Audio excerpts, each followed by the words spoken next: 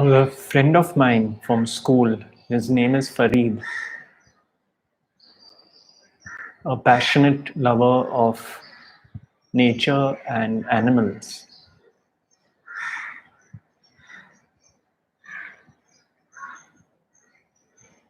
In a heartfelt message, said that to him, it was humanity that was the virus and COVID-19 was the vaccine.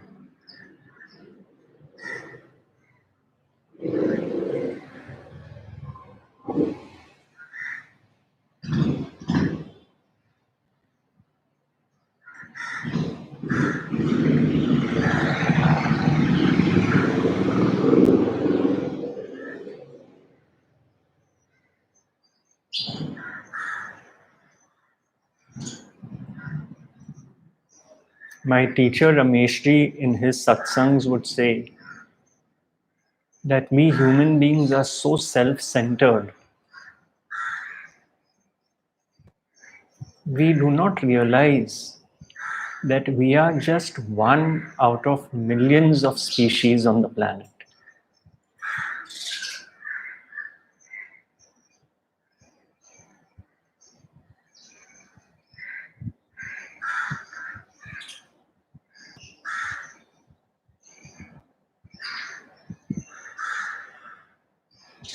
And nature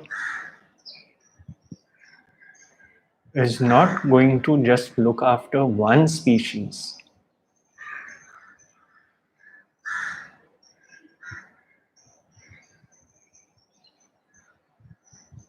We need to realize that.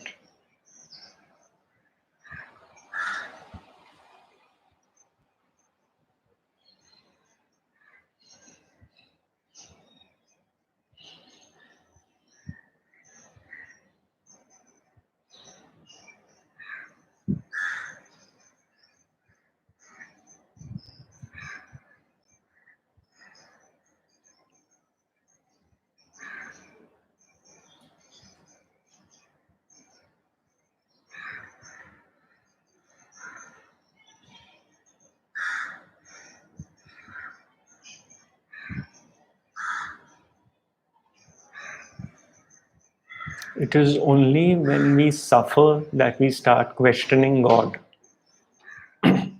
Why did this have to happen? Why this pain? Why we? Why on a collective level?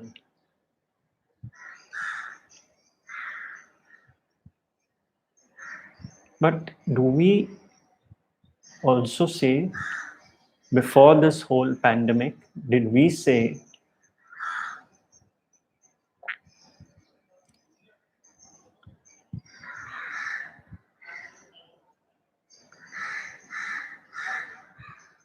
why did God give us days without this pandemic?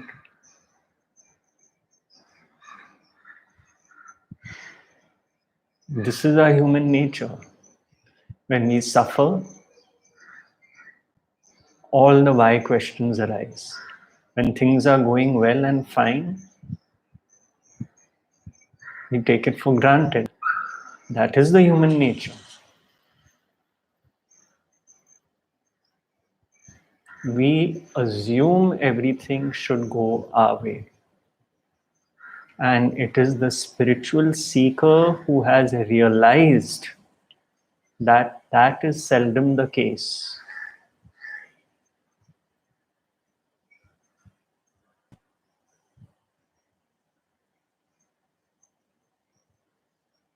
The seeker on the path has realized Maharaj's words.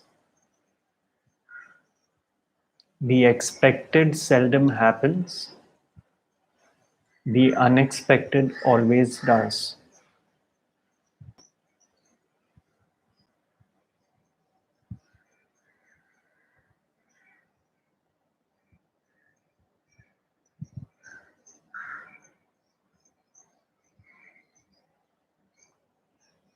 So what is the most valuable gift in times of suffering is peace, peace of mind.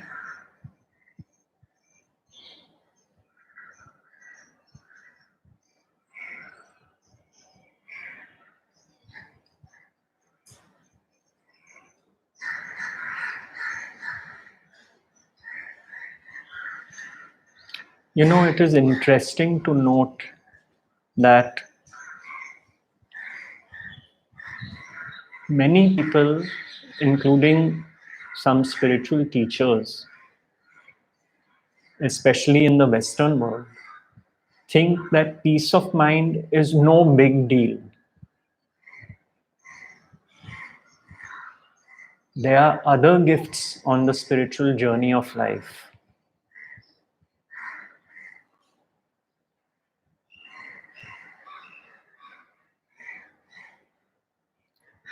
In my early days at Ramesh's satsang,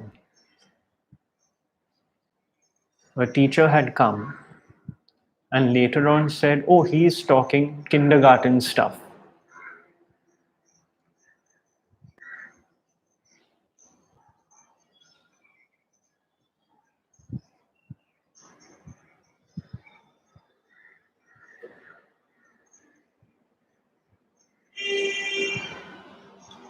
So you can imagine I think joy would be the right word to describe what I felt. Joy. When I heard Ramana Maharshi's words on this topic. Once again, I would like to reintroduce you all, those who were with me yesterday, to this book, Conscious Immortality. I happened to pull it out of my shelf after many, many years, and I now know why it impacted me so much. Of course, the other books, talks with Ramana Maharshi, and many others, the pinnacle of the non-dual teachings of Advaita. But coming back to this confirmation as to why peace is the most crucial factor, I would like to read out two sentences.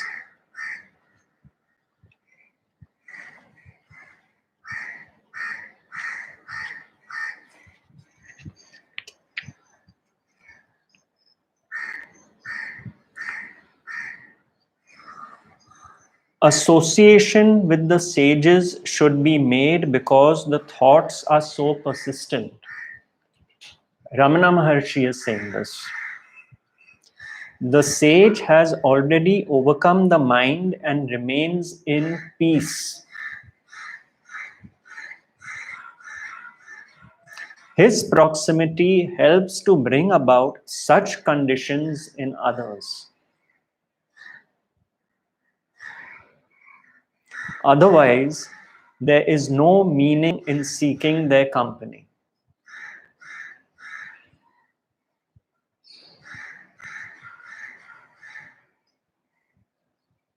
The Guru provides the needed strength unseen by others. I would like to read this again, if you would allow me the indulgence. Association with the sages should be made because the thoughts are so persistent.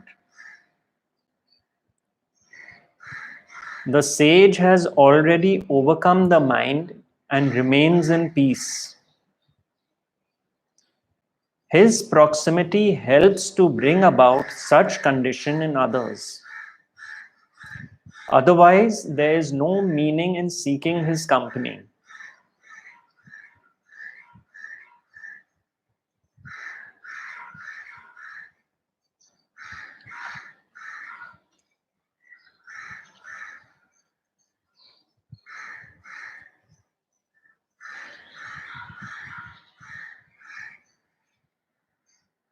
Ramana Maharshi also says, Stillness or peace is realization. Peace is the inner nature of man.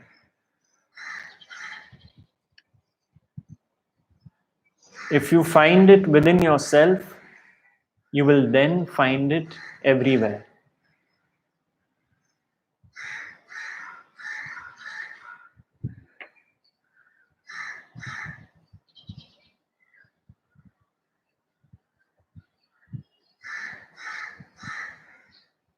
Ananda is the bliss of not being disturbed by any mental activity or characteristics.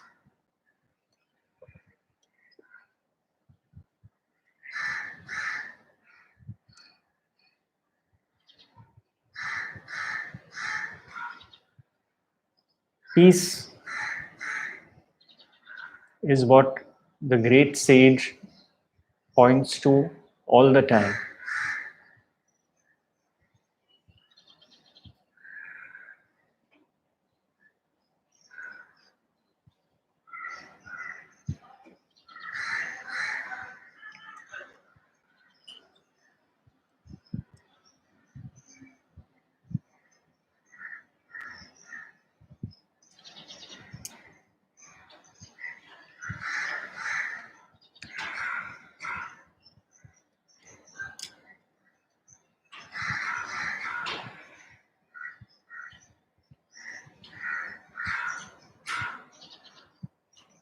So one has to live the teaching one is following, and the result is measured by the degree of peace that one feels.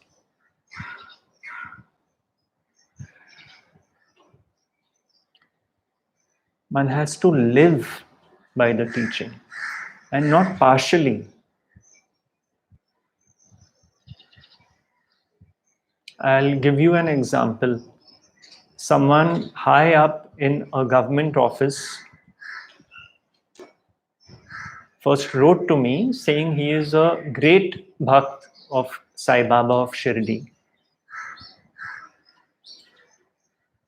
And he had seen my videos.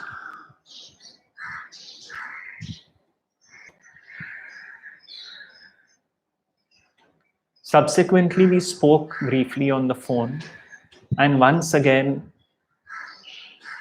he mentioned how immersed he was in Sai Baba's teachings and in worship of Sai Baba's Murti, and how dedicated he was to Sai Baba.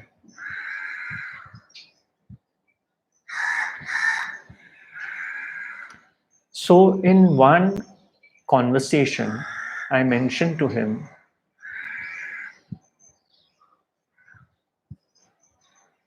in a very general way, not referring to him specifically, that I had read a very interesting anecdote wherein Sai Baba mentions to someone from the government offices that one should, although one is in a position of power, never take a bribe.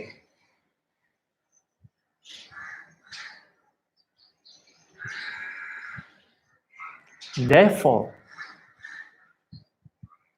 a true bhakt of Sai Baba, this is what I am saying,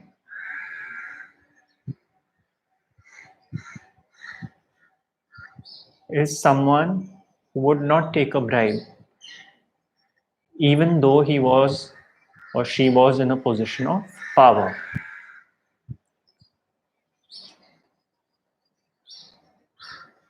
That is living the teaching. And I did not hear from this person ever again.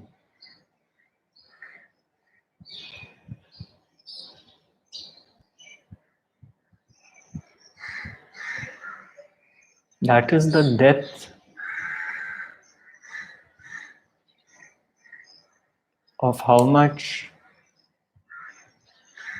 a teaching has impacted us.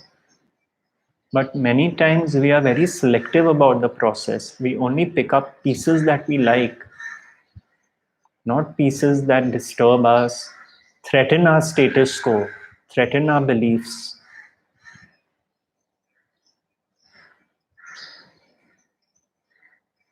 Look out for that which you dislike. Look out for that which upsets you.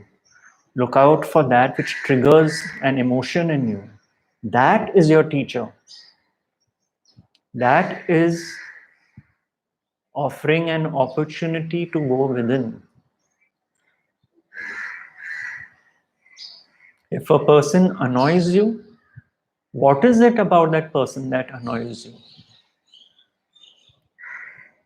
Because that annoyance is felt in your own consciousness.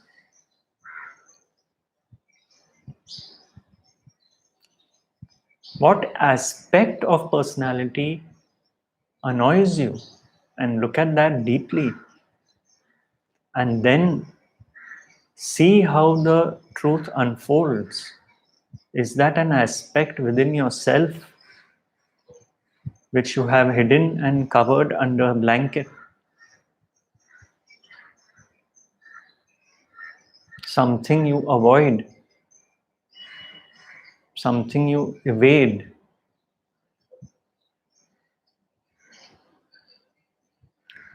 which disturbs your peace.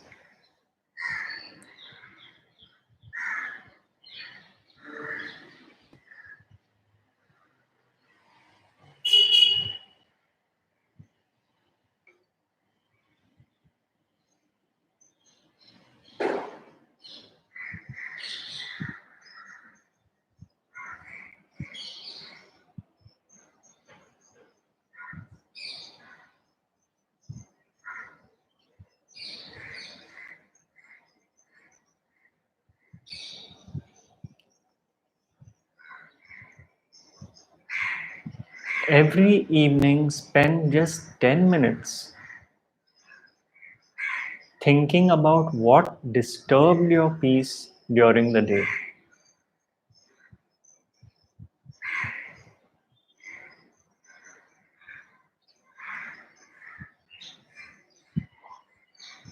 And you will come to the conclusion that it is something which threatened me as a separate entity, me and my beliefs, me and my concepts, me and my opinions, my precious me and the way I view life.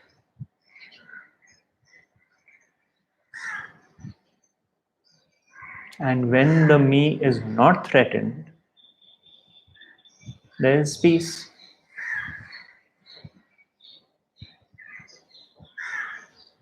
Is the me threatened in deep sleep?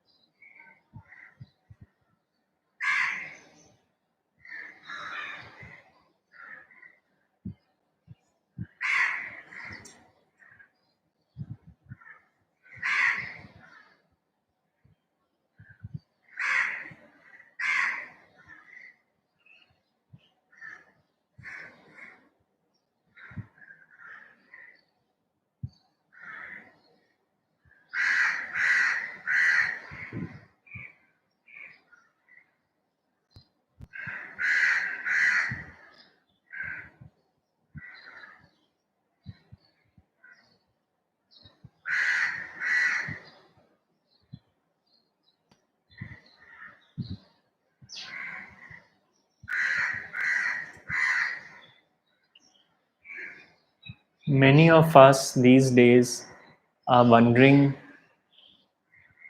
what will we do with our time?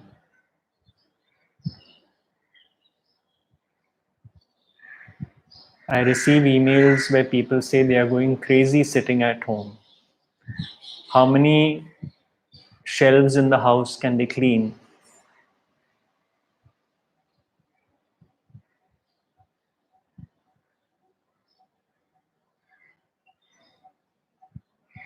But what about the internal cleaning?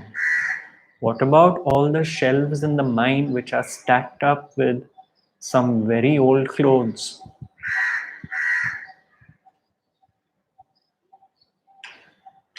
These are opportunities gifted to reflect upon life, reflect on one's journey so far, to spend time with oneself.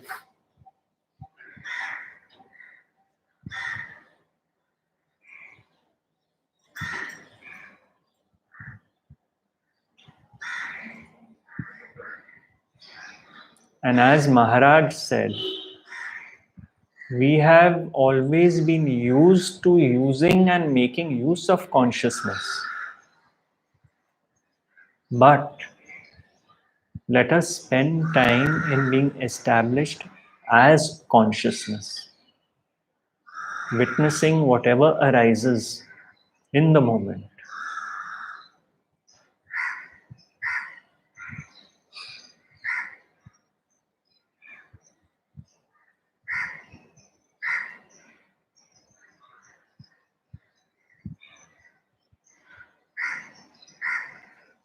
And it is perceived as a passive activity, but it is actually the most intense activity because you are truly present and alive to all that is happening on the screen of consciousness. Not only outside events or people talking or sounds coming, but also every thought arising, every feeling arising, every emotion arising. That is the gift of witnessing. That becomes meditation. Witnessing all the movements in consciousness.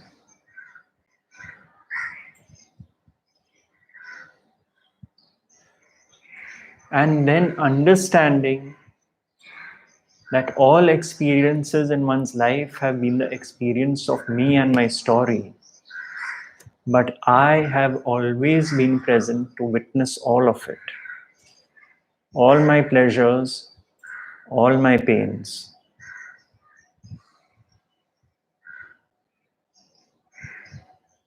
I celebrated my 5th birthday. I celebrated my 18th birthday, my 25th birthday, my 35th birthday, and so on. But who is this I who was present through all these birthdays? That is the witness.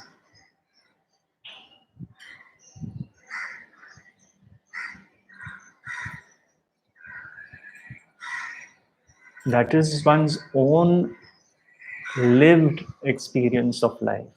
That I have witnessed everything that has come and gone, good times and bad. I didn't even have to do anything to witness it. It is not an active process.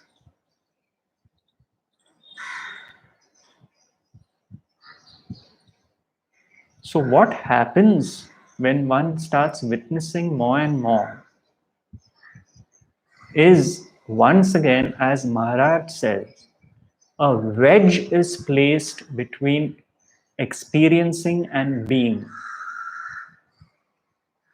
A wedge is placed between experiencing and being.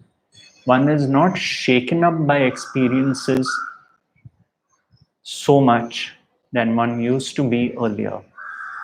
Whatever comes in life, what is going to come,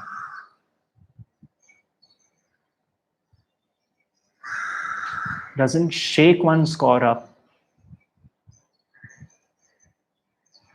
like it used to get shaken. That is the gift of witnessing. And a gift it is which is already given to you. It is just the thinking mind with its activity oscillating all the time. When this thinking mind stops swinging,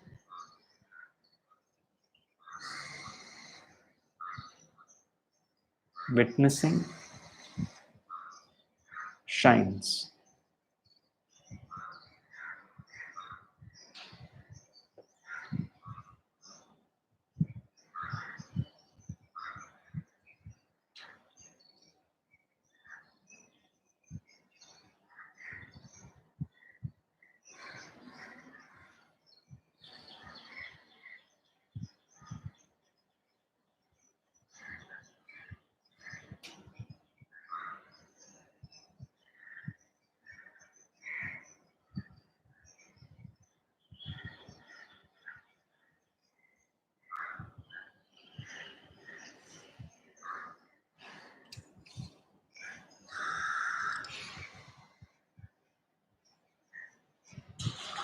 I'll now take a look at questions if anyone has any. And also some I have received from the last couple of days' talks are there.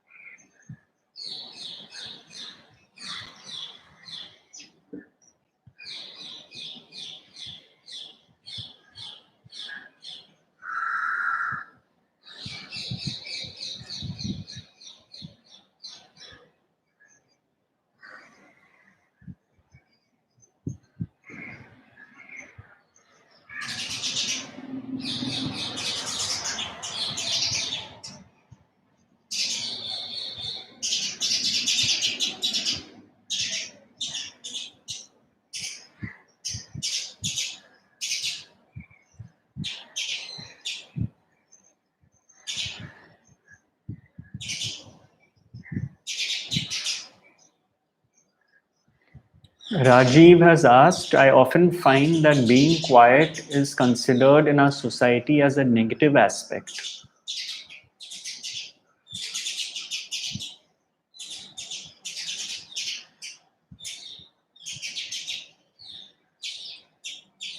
It is quite true. I remember, Rajiv, when I was young, in school, I used to be a very quiet boy. And I was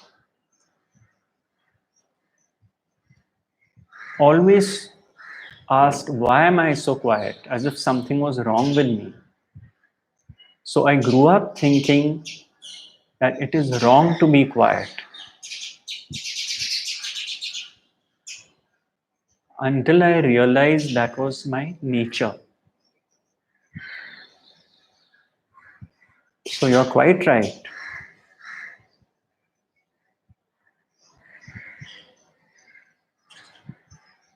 But so what?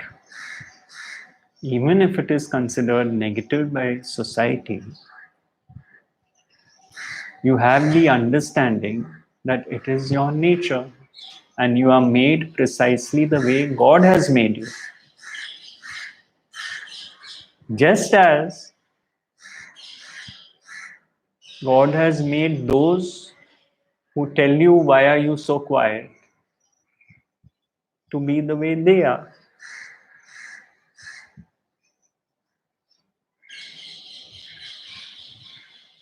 It's beautiful when one sees life through that prism.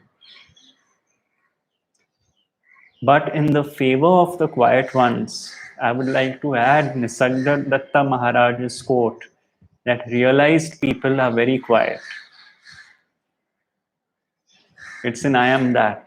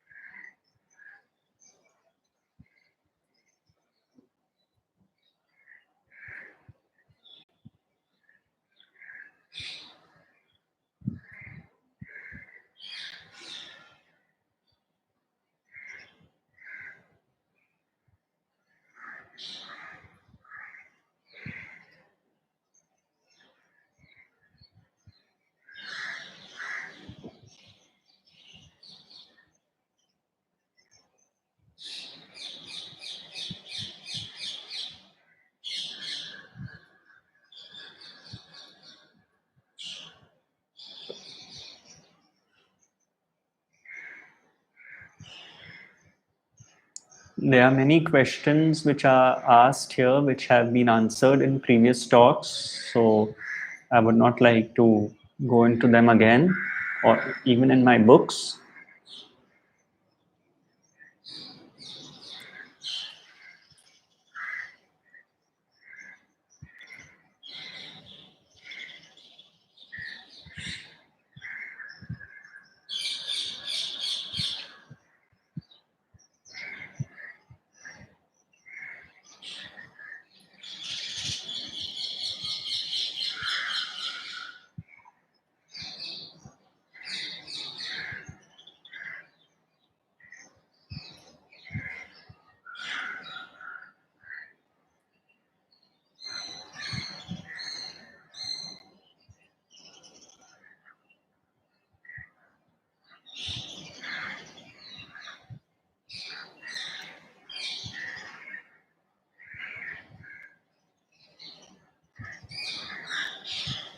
I have a question here on soulmates.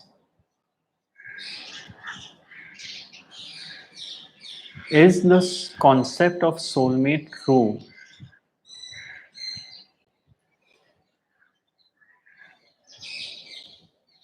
If all there is consciousness, then everyone is your soulmate in that sense. If everyone is an instrument of God, of the source, of the divine,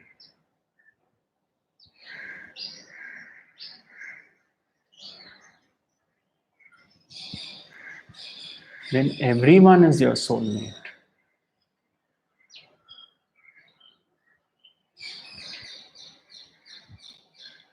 The deep realization of this means there is no fragmentation where some are considered soulmates and others are not.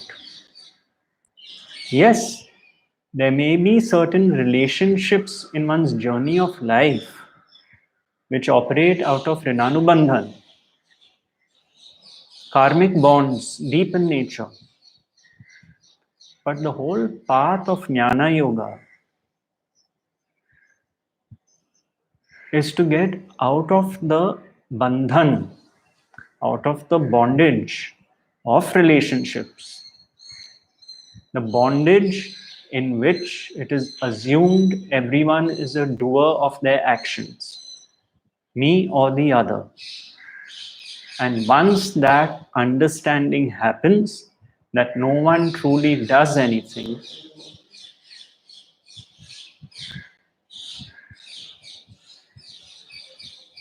then there's very little distinction left between friends and enemies.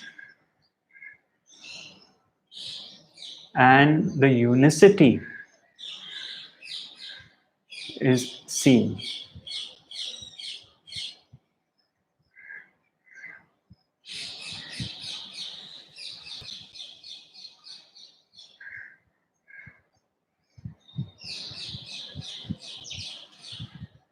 So it's a very abstract term. Does one have a soulmate, etc.?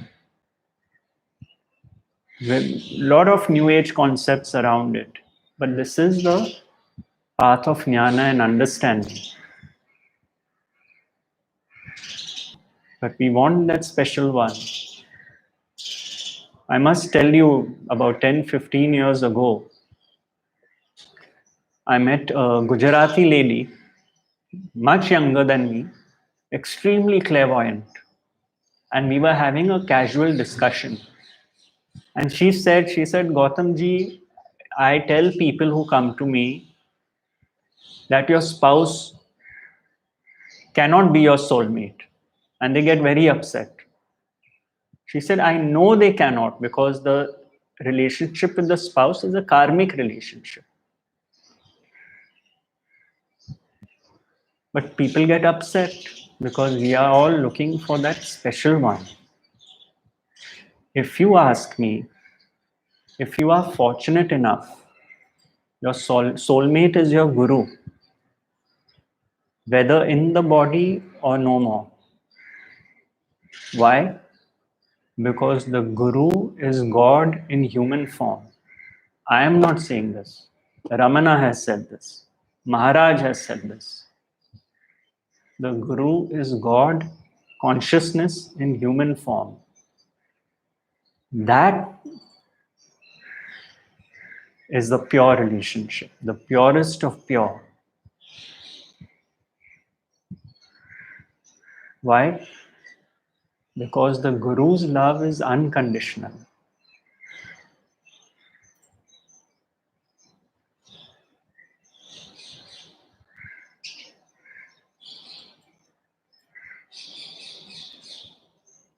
Thank you for that question.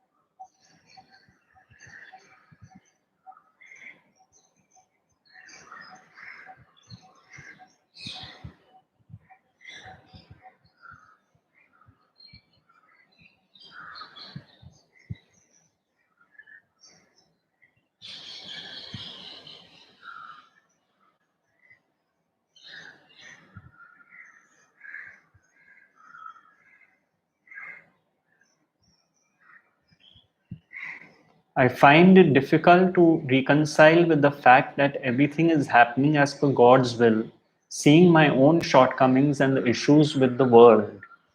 Is God not omnipotent? You see, this is the limitation of our thinking mind. We start questioning God's omnipotence. But our view is so narrow.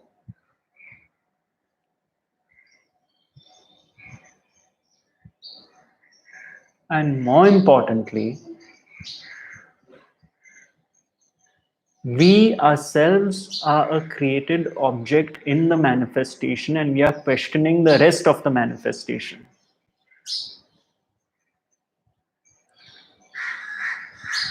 as if we are separate from it. That is the Maya. To question, is God not omnipotent? How can he do such things? And more so, as Rameshji would say, a painting can never know why its painter painted it. Can a created object know the will of the creator? That is the Maya.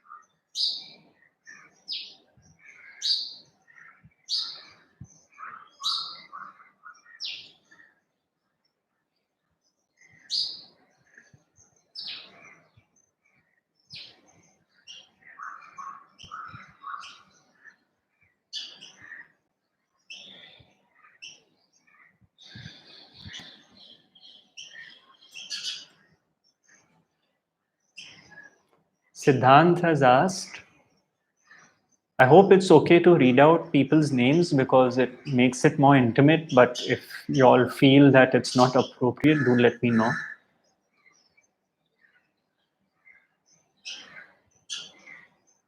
I find myself getting quite agitated around hyperactive minds. How does one stay grounded amidst oneself?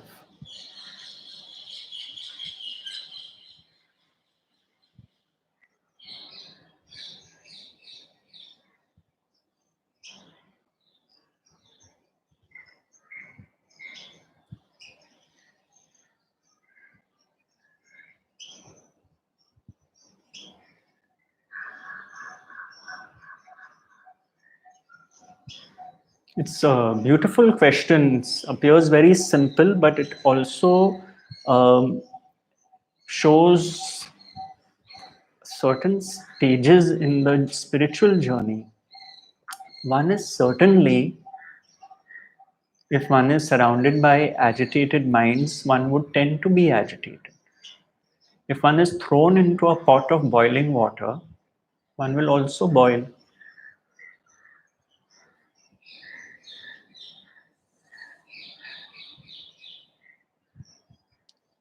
So, if there is a vibration of disturbance around, it can impact one's own vibration.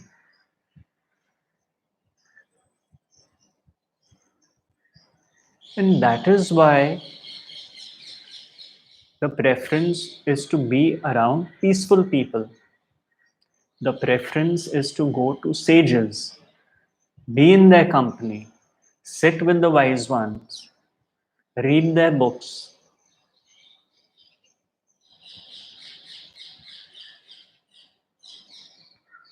But now let's look at it at a slightly deeper level.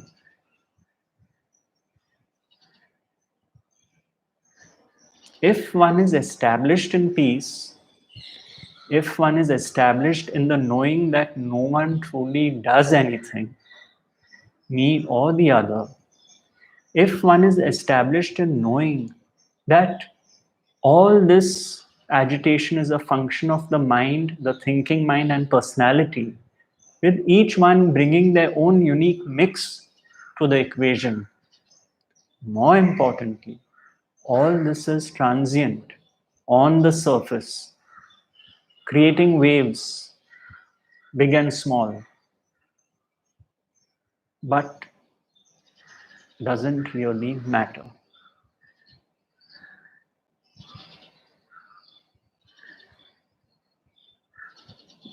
The cliche of the water at the bottom of the ocean not being concerned with what's happening with the waves at the top is referring to the depth of peace one feels within. Then all these surface activities of the mind and people's mind operate only at the surface level. They don't shake you from the depth of your being. It then does not matter to you anymore.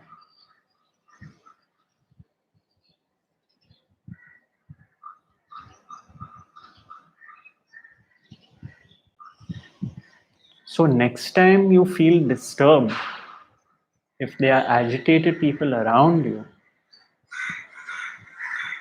let the understanding operate, give it space,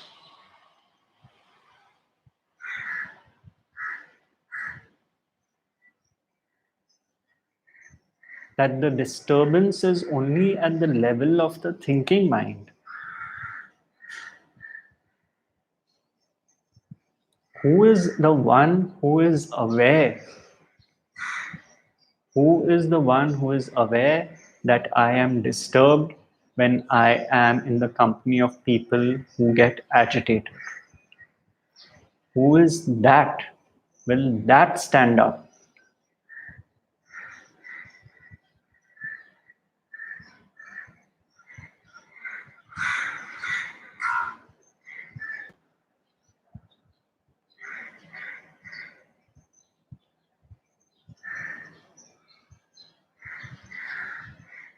That which is agitated in you because of being with others who are agitated, who are around you, will that please leave the room?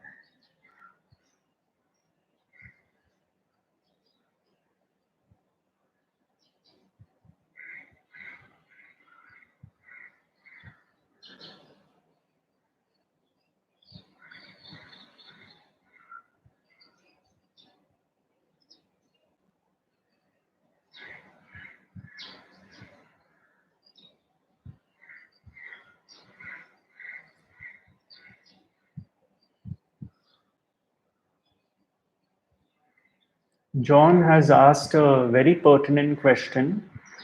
Are you not bothered by death? One day you'll never hear a song again or eat food. You can beat around the bush all you want, but without experiencing awareness is nothing. It has no beauty.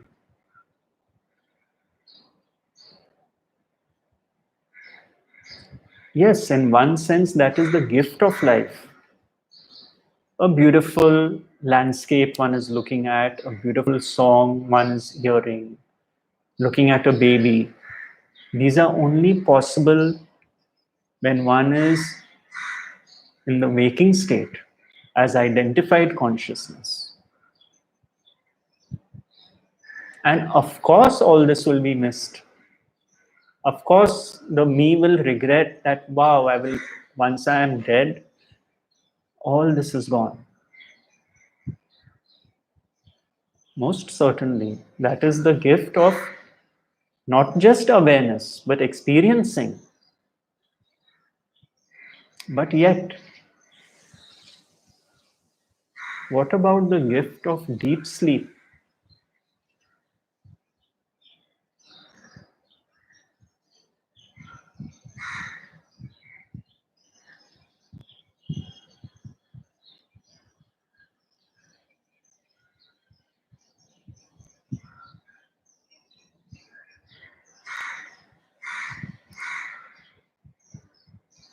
Where is that one in deep sleep when it comes to the songs one has heard, which one likes, or the beautiful sunset that one has seen?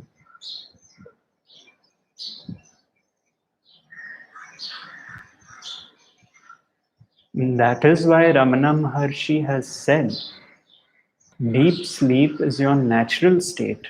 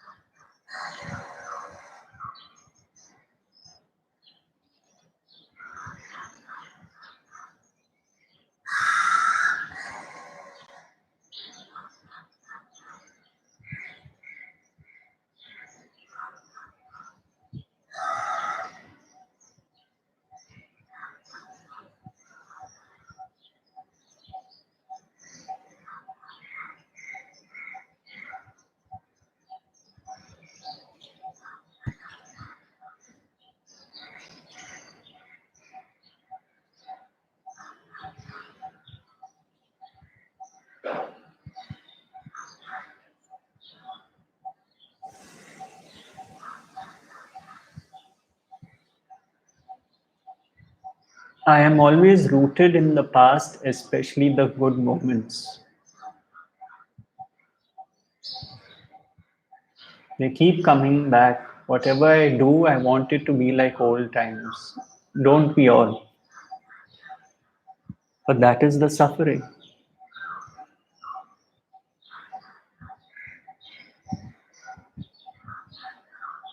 The past is gone.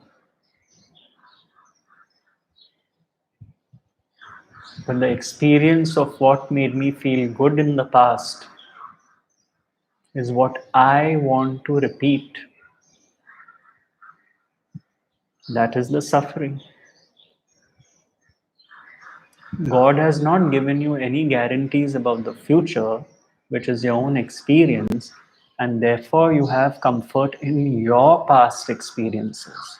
I felt great when this happened, when I was young, when that happened. Oh, if life could be like that. That is the suffering.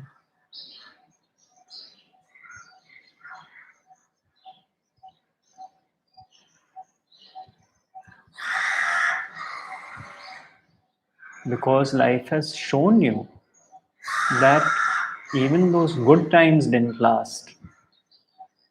So you derived your happiness from something transient, fleeting, passing by, like everyone does.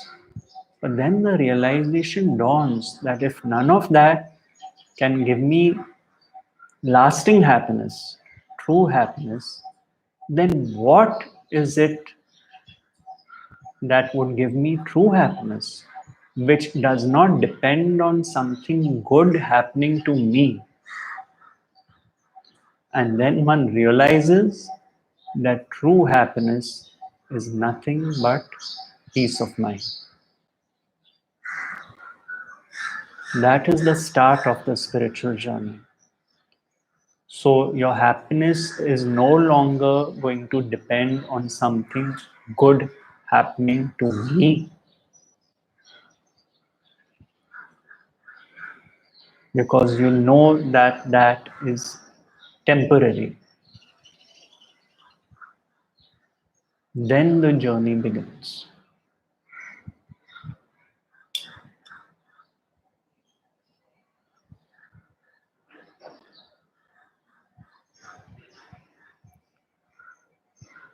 So I would like to end this with about 5 minutes of just sitting in silence. You may call it meditation, you may call it witnessing, or you may call it a waste of time, in which case you can simply go off the live stream. But if these 5 minutes are just spent in being, not in trying to stop thoughts and thinking from happening, but witnessing whatever thoughts arise, let them arise. Even if your mind goes astray, let it go astray. Just let things be. You may close your eyes, you may look at me on the screen, whatever you're comfortable with. But we can just end on this note of silence for 5 minutes and then call it another day as far as this talk is concerned.